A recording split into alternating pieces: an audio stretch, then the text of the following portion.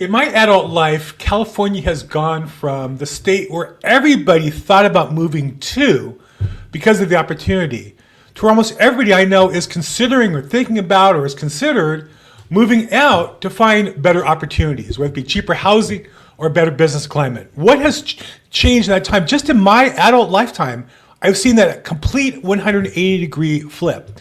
And I would say California is becoming more California-ish faster. It's not slowing down. We're not slowing down the process. We're not becoming more normal, the opposite. And I'm going to go through that in detail. So one measure about how happy people are with anything is their feet. In a business, if people come in your business, it means you have happy customers coming back. And if they're not coming in your business, they're not. I'm involved with a synagogue. And the fact there's more people come to the services means we're delivering good services, and less people come. It means we're not delivering good services.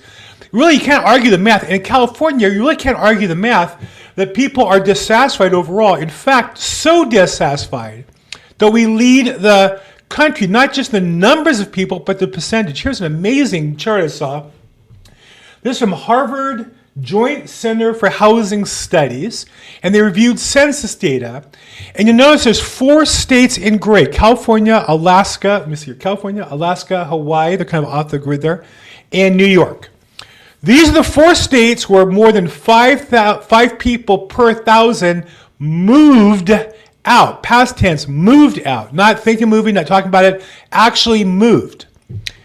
And so by not just the numbers are the largest by far, we have 240,000 more people moved out than moved in, but 5 per 1,000 moved out in the last year.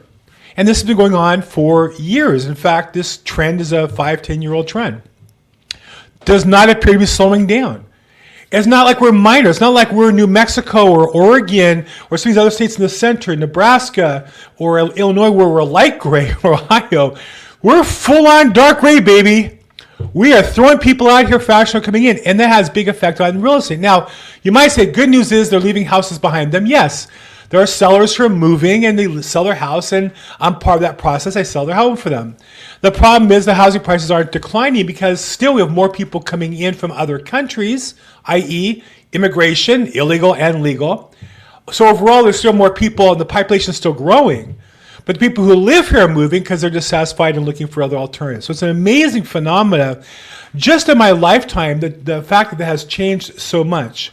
Now, one of the things the state has done is they passed what they're calling the most ambitious, I think it's true, most ambitious in terms of the number of activities, the number of laws changed, law in housing in California, probably in my lifetime. And you can tell Governor Newsom is now serious because he's no longer cool Governor Newsom with his open shirt and his chest hair showing out. He's a good-looking guy. But he's wearing a suit and tie, looking very presidential, he's hoping you'll think of him as his next presidential candidate. And so we passed this huge law that changes all kinds of things regarding California and our laws as it relates to housing. But you summarize the law, a couple of things are clear. One is it changes the CEQA, this has to do with environmental quality, the Council of Environmental Quality Association. These are laws that affect, California Environmental Quality Act. These are laws that affect regulating environmental quality, but they've really been used more as a political tool to prevent building. Now, the recent change did not allow more building, say, in outlying areas. Historically, we build new houses in the Inland Empire, South Orange County, maybe North LA County, Lancaster, Palmdale.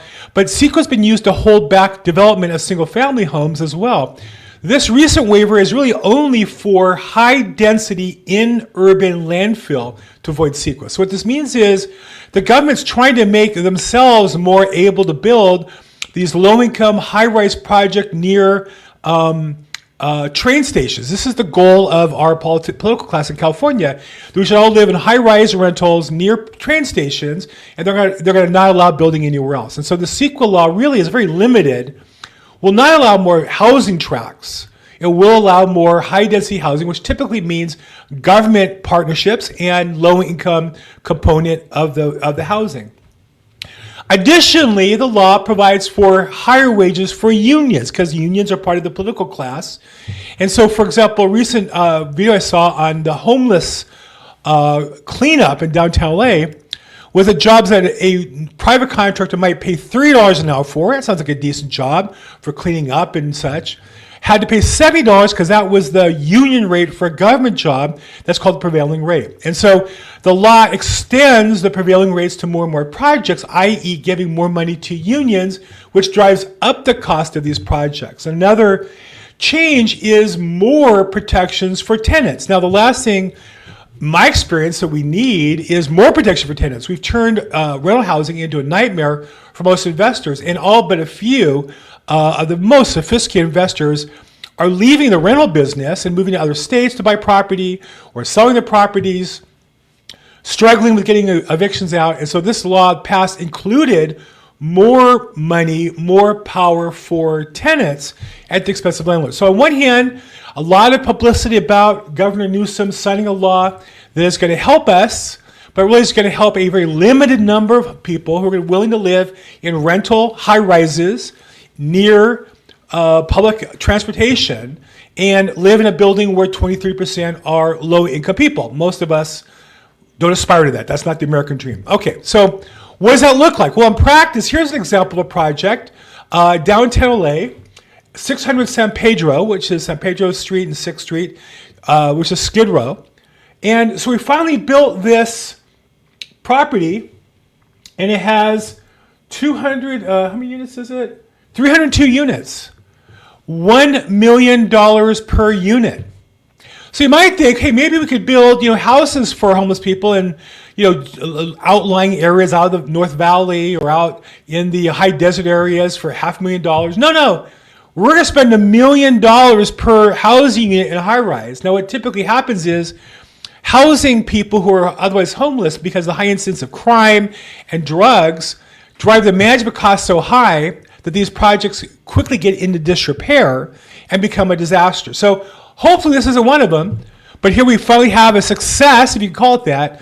302 units built at $1 million a piece, opening in Skid Row, where you can, I guess, hop a train there at the train station and walk a few blocks through Skid Row. That's where you want to live. Of course, if you're in Skid Row, I guess that's a great option for you, and hopefully people take advantage of it. Okay, so what else are we talking about as far as projects in LA? Well, another example of a failure is this one. This is a project in South LA, actually more San Pedro area, 525 units. This is more like Vernon or south of that, actually, close to the LA County, UCLA, LA County Harbor Hospital. And here the developer finally got it approved, and then now has to turn over to another developer to finish a project because the numbers don't make sense. And so what happens is now a small handful of people with political clout who can get the money from the state and local governments and national governments for low-income housing. And of course, there's payoffs to the politicians, and you got to hire their favorite consultants, and that just drives the cost of all this going up. So here's a project that did get approved, and now the developer has turned over to the politically favored developer in order to actually turn it into actual housing. That's been the pattern of all these low-income housing, is they end up being not successful projects in the long run, and we just don't have any examples of that we can point to and say we need more of that. Now, another example of the government, I think, mismanaging is tax credits. If you've been following the news in the last weeks, you had a lot, particularly in California, all of our Congress people and Governor Newsom were fighting against tax cuts for the rich. Yet the same people, we have companies leaving California because it's so expensive to build here and work here. And one of the groups that have left here has been television and movie production. We used to be the home of that. Hollywood was the home of television and movie production. But because our union costs are higher, our tax rates are higher, our cost of building is higher, our real estate's higher, more and more productions have been leaving the area and relocating to Las Vegas and to Texas and to Georgia. And so what does the government do? Well, they're going to offer to cut taxes for the rich. For the movie producers, the TV producers, they're going to cut taxes to the people who own these huge sound stages, and that's going to generate more jobs. It's interesting. Somehow giving, in this case, they're going to give $750 million to they're not going to give money to the rich, so I don't know what they want to call these people, to the owners of these sound stages. That's going to attract more business. But cutting taxes to ordinary citizens like you and me somehow doesn't create more business. I like to know how that works. I like to know at what point do you become too poor to get a tax break to create more jobs with your tax break, because it looks to me like anybody who owns a movie soundstage, in my book, would have to be rich, right? I don't know what you would call them, but it seems to me if you're owning a $5 or $10 million soundstage, that's a pretty good example. So again, this gets back to the government is trying to pick the winners and losers rather than letting the fair market go. And the more the government gets involved, the more convoluted everything gets. An example of the participants, we all make fun of Governor Newsom because he's so easy to make fun of.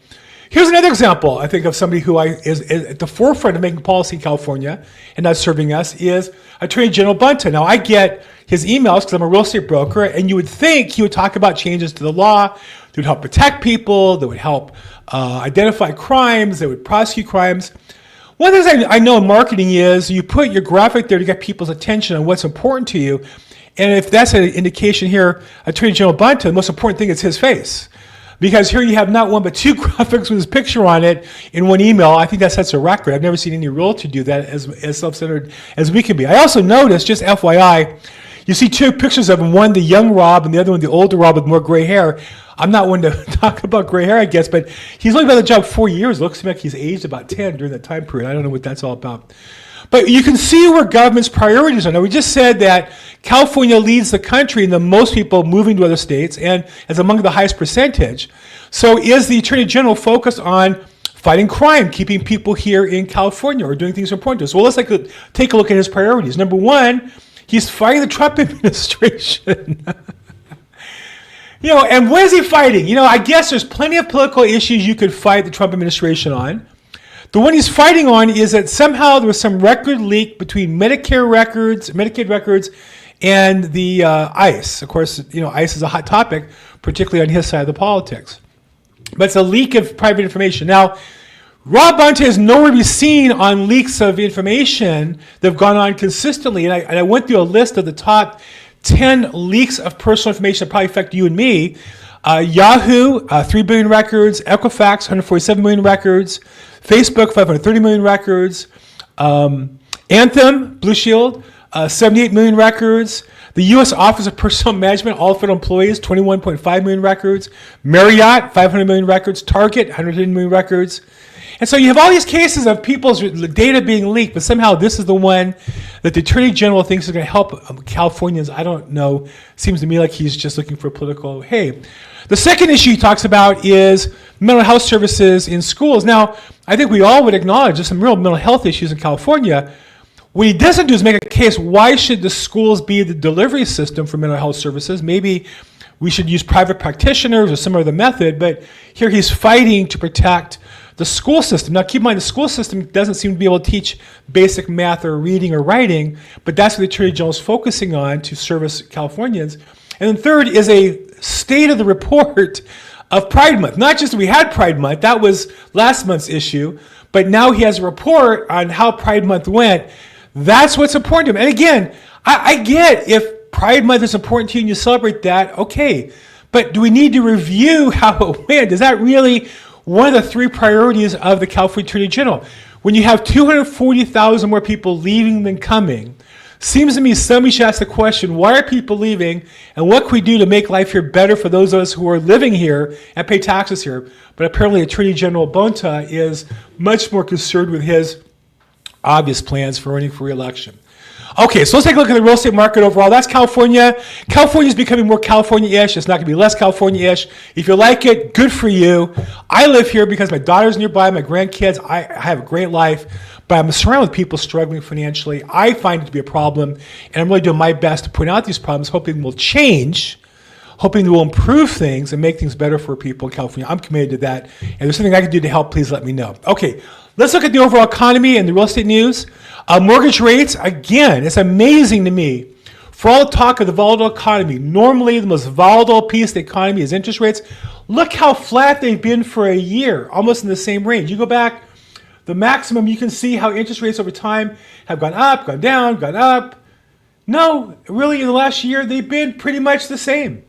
And we're below 7%. We stay at 6.72%. The rates are plenty low for buyers now. And I think more importantly, I do think that there's a case to be made that rates are artificially held high for political reasons. With the inflation rate so low, Mortgage rates normally would be 1% or 2% lower than they are now. I do think the buyers who buy now are probably, all things being equal, of course not all things are equal, not all things stay the same, but if things did stay the same, I think they'll see a chance to refinance and lower their rate, because by historical standards, mortgage rates are very high compared to inflation, and probably unreasonably so. So we'll see how that works out. Now that's on the buy side and the demand side. On the supply side, inventory is rising. We're almost back to pre-pandemic levels. Not really. We're not really even close. In May, we had May of 2019, we had 1.69 million homes for sale. Today we have 1.54 million, this current 1.45 million. So we're still way below, over 10% below historical norms of homes for sale. Keep in mind, our population went up by about 10 million people in America, and we have less homes for sale than we had pre-pandemic. So something's wrong with our inventory. We're not building enough housing nationally. We're not building enough housing in California. We're not building enough housing of the type that people want, which are single-family homes, the American dream. And so as long as that's the case, housing prices can't go down. And that's me impacting a story I'm going to talk about in just a second. Overall, if you look at the overall market, Altos Research does a good job of summarizing all the issues. And the market had ticked down to 35 and went back to 36. They look at all the issues in the market and analyze it. We're just barely above 35 and a half, rounding up to 36. But overall, in the LA Southern California market, our market is slightly seller's market, not as much as so as it was 2-3 years ago, but still edging towards the seller's market because of the low inventory. As long as we have low inventory, housing prices can't go down. And to prove that, amazing article this week by Redfin. Now, their headline was 6% of today's home sellers are at risk of selling at a loss. That's up from 4.4%, but still historically low. How low? Well, take a look at this. 2013, if you bought a house, you had about 60% chance you might lose money on it. You might not. And that number went down, down, down, down, down. Now that was, of course, post the housing meltdown situation. To now we're at a 5% chance. And that's because there's so little housing available. Houses can't go down much in price. And so for buyers who I think are more likely to see how interest rates go down than up,